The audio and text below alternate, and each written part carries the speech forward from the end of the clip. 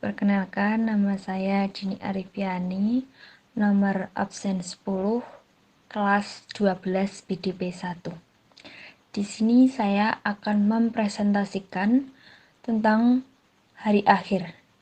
Pengertian hari akhir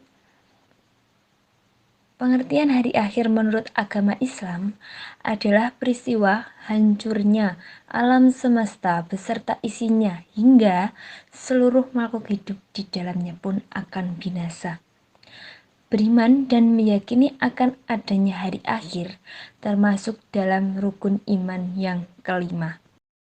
Saya Linda Puspitasari, absen 18, ingin mempresentasikan fungsi iman kepada hari akhir. 1. Dapat meningkatkan keimanan dan ketakwaan. Kepercayaan terhadap adanya hari akhir akan membuat hidup menjadi teratur. Manusia akan berusaha untuk selalu berperilaku baik dan menjauhi perbuatan dosa. 2. Akan mendorong untuk senantiasa berbuat baik dan menghindari perbuatan dosa dan sia-sia. 3. Akan memotivasi untuk semangat dalam berkarya. Untuk menjalani kehidupan di akhirat, maka diperlukan bekal yang cukup. Oleh karena itu, keyakinan terhadap hari akhir akan memotivasi seseorang untuk semangat berkarya sebagai bekal bagi kehidupan akhirat. Karya yang dimaksud adalah sesuatu yang bermanfaat, baik bagi diri sendiri maupun orang banyak. Keempat, mendidik manusia untuk belajar dalam rangka memprediksi dan mempersiapkan masa depan.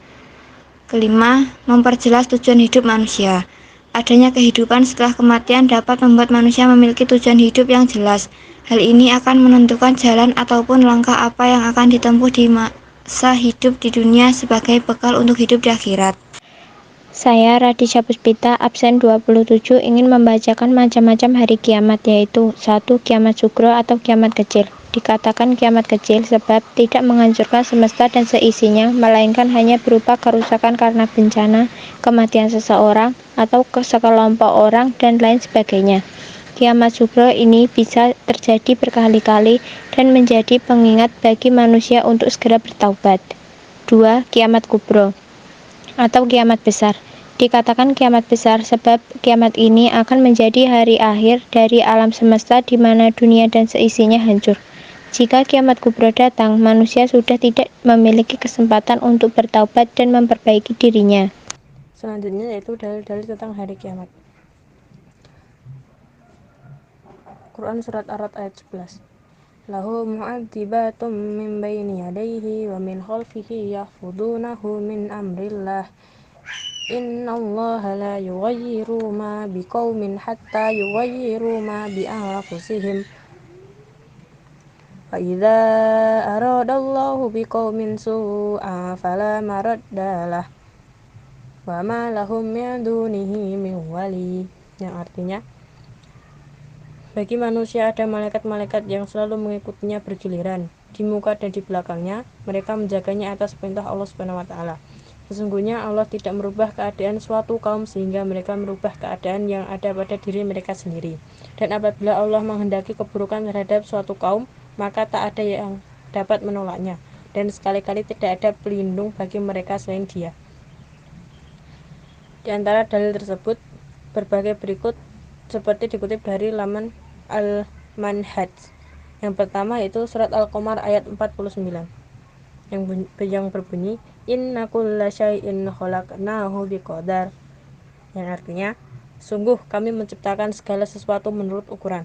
Yang kedua yaitu surat Al-Ahzab ayat 38 yang berbunyi wa kana amrullahi qadaran maqdura, yang artinya dan adalah ketetapan Allah itu suatu ketetapan yang pasti berlaku. Yang ketiga yaitu surat Al-Hijr ayat 21 yang berbunyi wa in min syai'in illa indana khazainuhu wa ma nunazziluhu illa biqadarin ma'lum, yang artinya dan tidak ada sesuatu pun melainkan pada sisi kamilah khazanahnya dan kami tidak menurunkannya melainkan dengan ukuran tertentu. Yang keempat yaitu surat Al-Mursalat ayat 22 sampai 23 yang berbunyi ila qadari ma'lum faqadarna fani'mal qadirun, yang artinya sampai waktu yang ditentukan lalu kami tentukan bentuknya, maka kamilah sebaik-baiknya yang menentukan. Selanjutnya surat Al-Furqan ayat 2 yang berbunyi wa khalaqa kulla syai'in faqaddarahu taqdira, yang artinya dan dia telah menciptakan segala sesuatu dan dia menetapkan ukuran-ukurannya dengan serapi-rapinya.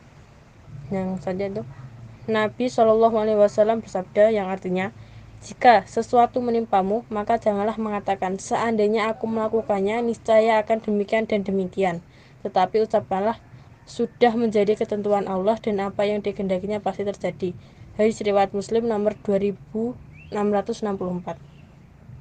Yang ketujuh, Muslim meriwayatkan dalam kitab Salih dan Tahwus, dia mengatakan, saya mengetahui sejumlah orang dari para sahabat Rasulullah Shallallahu Alaihi Wasallam mengatakan segala sesuatu dengan ketentuan takdir, dan aku mendengar Abdullah bin Umar mengatakan segala sesuatu itu dengan ketentuan takdir hingga kelemahannya dan kecerdasannya atau kecerdasannya dan kelemahannya.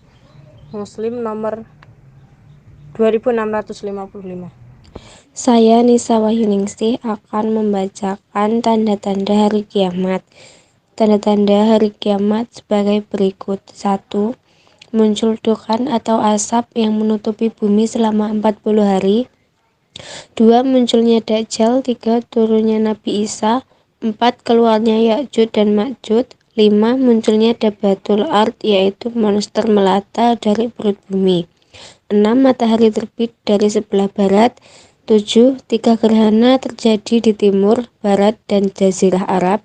8. Keluarnya api dari kota Yaman menghalau manusia ke tempat penggiringan mereka, yaitu mahsyar. Kemudian tanda-tanda yang lainnya adalah sebagai berikut. 1. Bangsa Arab akan dipimpin oleh seorang dari keturunan Muhammad dengan nama yang sama persis, yaitu Muhammad bin Abdullah alias Imam Mahdi. 2. Muncul angin yang lebih lembut dari sutra dari Yaman. 3. Hilangnya Islam, Al-Quran, dan musnahnya orang-orang soleh. 4. Manusia kembali ke zaman jahiliyah dan penyembahan berhala. 5. Penghancuran Ka'bah oleh Zulkarnain. Saya Putri Dewi Aulia, absen 26, akan membacakan peristiwa di hari kiamat dan dalilnya. 1. Yaumul Ba'ats. Yaumul Ba'ats adalah suatu saat ketika semua makhluk yang bernyawa dan berakal akan dibangkitkan setelah mengalami kematian atau kiamat. Semua manusia pasti akan dihidupkan dan dibangkitkan kembali oleh Allah Subhanahu wa Ta'ala untuk dimintai pertanggungjawabannya selama hidup di dunia. Dalilnya Az-Zumar ayat 63, artinya dan tiuplah sangkakala maka matilah siapa yang di langit dan di bumi kecuali siapa yang dikehendaki Allah. Kemudian ditiup sangkakala itu sekali lagi, maka tiba-tiba mereka berdiri dan menunggu. Yaumul Hasir. Yaumul Hasir adalah suatu tempat di akhirat yang sangat luas. Yaumul Hasir merupakan saat terjadinya peristiwa ketika semua makhluk terutama manusia dikumpulkan dan akan dihisab serta diberi keputusan oleh Allah Subhanahu wa Ta'ala tentang semua amalan yang dikerjakan ketika hidup di dunia. Peristiwa tersebut terjadi setelah manusia dibangkitkan dari kematian. Di tempat itulah manusia akan merasa berat dan lama menanti pengadilan dari Allah Subhanahu wa Ta'ala yang Maha Kuasa. Pada saat itu, semua manusia dikumpulkan dan diadili oleh Allah Subhanahu wa Ta'ala dengan seadil-adilnya. Hari itu juga disebut hari pembalasan yang hakiki. Dalilnya surat Al-Ma'arij ayat 43. Yauma yarujuna minal ajdasi siram ka'annahum ila nusubi binayung fidlun, artinya yaitu pada hari mereka keluar dari kubur dengan cepat seakan-akan mereka pergi dengan segera kepada berhala-hala sewaktu di dunia. ketiga, Yaumul Hisab. Yaumul Hisab adalah hari perhitungan semua amal perbuatan baik maupun buruk manusia selama hidup di dunia. Sekalipun sebesar zarah, amalan manusia tidak akan lepas dari perhitungan Allah Subhanahu wa Ta'ala. Pada saat itu manusia tidak akan bisa mengelak dan berbohong dari segala amal perbuatannya karena semua anggota badan akan menjadi saksi atas segala perbuatannya. Sekalipun manusia telah lupa, tetapi Allah Subhanahu wa Ta'ala Maha mengetahui atas segala amal perbuatan manusia. Dalilnya surat Al-Ghasyiyah ayat 25-26. Inna ilaina iyabahum summa inna alaina hisabahum. Artinya, sungguh kepada kamilah mereka kembali, kemudian sesungguhnya kewajiban kamilah membuat perhitungan atas mereka. Yaumul Mizan. Yaumul Mizan adalah timbangan amal. Maksudnya, setiap amal manusia akan ditimbang agar diketahui secara yakin dan pasti tentang amal baik dan amal buruknya. Perhitungan itu dilakukan dengan seadil-adilnya tanpa ditambah atau dikurangi sedikit pun. Dalilnya surat Al-Anbiya ayat 47. Wa nada'ul mawazinal qista liyaumil qiyamati fala tudlamu nafsu syai'an wa in kana khardalina ataina biha wa kafa bina hasibin. Artinya, dan kami akan tegakkan timbangan yang adil pada hari kiamat sehingga tidak seorang pun yang dirugikan walaupun sedikit. Jika amal itu hanya seberat biji sawi pun pasti kami akan mendatangkan pahalanya dan cukuplah kami sebagai pembuat perhitungan. 5. Surga dan neraka. Surga adalah suatu tempat segala kenikmatan hakiki disediakan Allah Subhanahu wa Ta'ala khusus untuk orang-orang yang beriman dan beramal soleh. Kenikmatan, keindahan, dan kemegahannya sulit digambarkan karena belum pernah dilihat oleh mata atau didengar oleh telinga. Semua itu diperuntukkan hanya bagi orang-orang yang tunduk dan patuh pada aturan-aturan Allah. Mereka itulah orang-orang yang beruntung karena bagi mereka disediakan surga yang penuh dengan kebahagiaan dan kesempurnaan. Allah dalam berbagai keterangan Al-Quran, surga memiliki berbagai macam tingkatan. Antara lain surga Firdaus, surga Naim, surga Mawa, surga Adin, surga Khulud, surga Darussalam, dan Darul Mahamah. Adapun neraka merupakan tempat terakhir yang terburuk dan paling berat disediakan bagi orang-orang kafir, musyrik, fasik, ingkar, dan durhaka kepada Allah. Mereka akan kekal di dalamnya dengan penuh kesengsaraan dan azab yang sangat dahsyat. Setiap saat dan setiap detik mereka selalu berhadapan dengan azab dan siksa yang pedih. Dalilnya surat Ghafir ayat 39. Ya qaumi innama hadhil hayatun dunya mata'u wa innal akhirata hiya darul qarar. Artinya, wahai kaumku, sesungguhnya kehidupan di dunia ini hanyalah kesenangan sementara dan sesungguhnya akhirat itulah negeri yang kekal.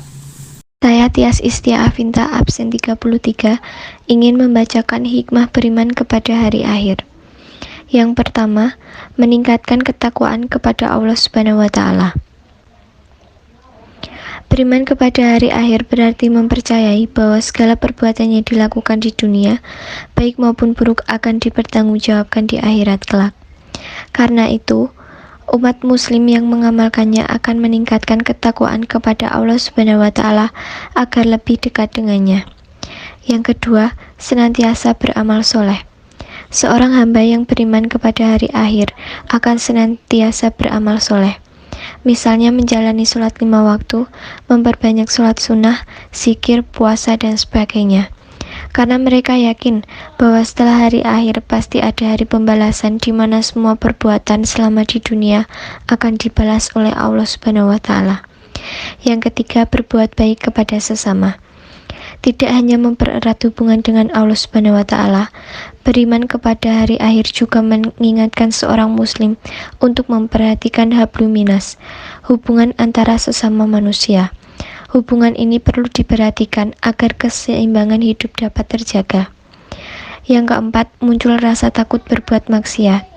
Akan muncul rasa takut ketika berbuat maksiat selama di dunia. Mereka akan menjauhi kemaksiatan karena takut tidak bisa mempertanggungjawabkannya saat hari akhir telah tiba. Karena itu, umat muslim akan lebih berhati-hati dalam berperilaku agar perbuatannya tidak membawanya merasakan azab Allah Subhanahu wa Ta'ala. Yang kelima, mempersiapkan diri dengan baik. Tidak ada seorang pun kecuali Allah Subhanahu wa Ta'ala yang tahu kapan hari akhir tiba. Karena itu, seorang muslim yang beriman kepada hari akhir akan mempersiapkan diri dengan sebaik mungkin untuk menghadapinya. Dengan penuh kesungguhan, umat muslim akan memperbaiki amal ibadahnya agar membawa bekal yang cukup saat kelak hari akhir tiba.